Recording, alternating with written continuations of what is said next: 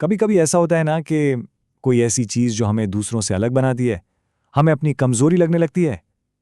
آج کی کہانی شہزادی فیری فیٹ کی اسی خیال کو ایک نیا زاویہ دیتی ہے۔ چلیے دیکھتے ہیں کہ کیسے اس کی سب سے بڑی خامی ہی اس کی سب سے بڑی طاقت بن گئی۔ اور کہانی کا سب سے بڑا مسئلہ شروع ہوتا ہے اس کی پیدائش کے وقت سے ہی۔ شہزادی فیری فٹ کو صرف اس لیے معاشرے کے اس فیصلے کا سامنا کرنا پڑا کیونکہ وہ سب سے مختلف تھی۔ تو یہ سب شروع کیسے ہوا؟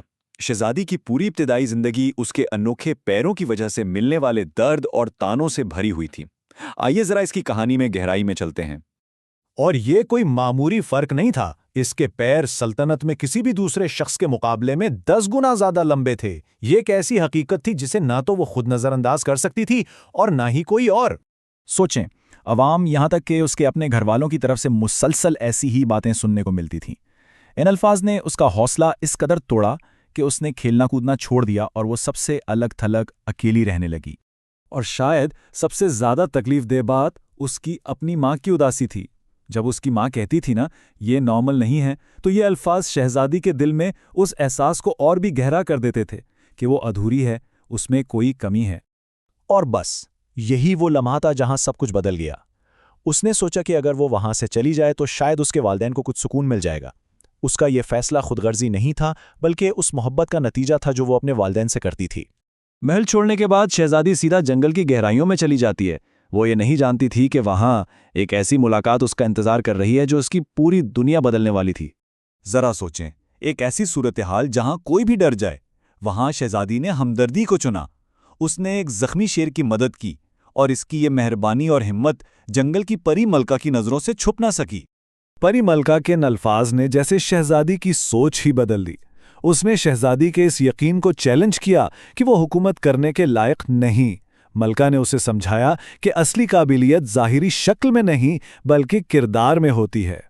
تبھی پری ملکہ نے اسے ایک بہت بڑا انتخاب دیا۔ ایک طرف جادو کا تالاب تھا جس سے وہ نارمل بن سکتی تھی، اور دوسری طرف وہ اپنی اصلیت کو قبول کر کے گھر واپس جا سکتی تھی تاکہ دنیا کو اپنی حقیقی قدر دکھا سکے۔ اور یہاں شہزادی نے جو فیصلہ کیا وہ واقعی بہت بڑا تھا۔ اس نے آسان راستہ نہیں چنا، اس نے خود کو قبول کرنے کا فیصلہ کیا، اور یہی اس کے سفر کا سب سے اہم موڑ تھا۔ اپنے اس نئے اعتماد کے ساتھ شہزادی گھر لوٹتی ہے، لیکن اس سے آتے ہی ایک بڑے بحران کا سامنا کرنا پڑتا ہے جو اس کے اس نئے عزم کا اصل امتحان ثابت ہوگا۔ اب اس کے سامنے ایک حقیقی آزمائش تھی۔ اس کی پوری سلطنت خطرے میں تھی، اور سب سے بڑی مشکل یہ تھی کہ فوج اس خطرناک جنگل سے گزر کر بادشاہ کو نہیں بچا سکتی تھی۔ اور یہیں پر کہانی کا سب سے بڑا اور دلچسپ موڑ آتا ہے۔ وہی پیر جنہیں ایک لعنت سمجھا جاتا تھا اب اس کی سب سے بڑی طاقت بن گئے۔ ان پیروں کی وجہ سے وہ کسی سے بھی تیز دوڑ سکتی تھی، اونچی رکاوٹوں پر سے چھلانگ لگا سکتی تھی، اور آسانی سے پہاڑوں پر چڑھ سکتی تھی۔ یہ وہ کمالات تھے جو کوئی اور کر ہی نہیں سکتا تھا۔ اب ہم کہانی کے کلائمیکس اور اس کے نتیجے پر پہنچتے ہیں، جہاں نہ صرف شہزادی بلکہ اس کے پورے ملک کا نظریہ بدلنے والا ہے۔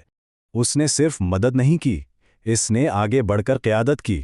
اس نے اپنے والد کو بچایا اور دشمن کو شکست دی، اور یہ ثابت کر دیا کہ وہ ایک بہترین رہنما ہے۔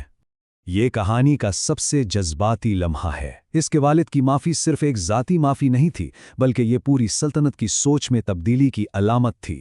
آخرکار سب نے سمجھ لیا کہ مختلف ہونا کوئی خامی نہیں بلکہ ایک خوبی ہے۔ آخر میں شہزادی نے جو سب سے بڑا سبق سیکھا وہ یہ تھا کہ خود پر ترس کھانے کے بجائے اس نے عمل کرنے کو چنا۔ اس نے سمجھا کہ حقیقی طاقت اپنی انفرادیت کو قبول کرنے اور اس سے دنیا کی بھلائی کے لیے استعمال کرنے میں ہے۔ تو یہ کہانی ختم ہوتے ہوتے ہم سب کے لیے ایک سوال چھوڑ جاتی ہے۔ زندگی میں وہ کون سی چیز ہے جسے کمزوری سمجھا جاتا ہے جو دراصل ایک بہت منفرد طاقت ہو سکتی ہے؟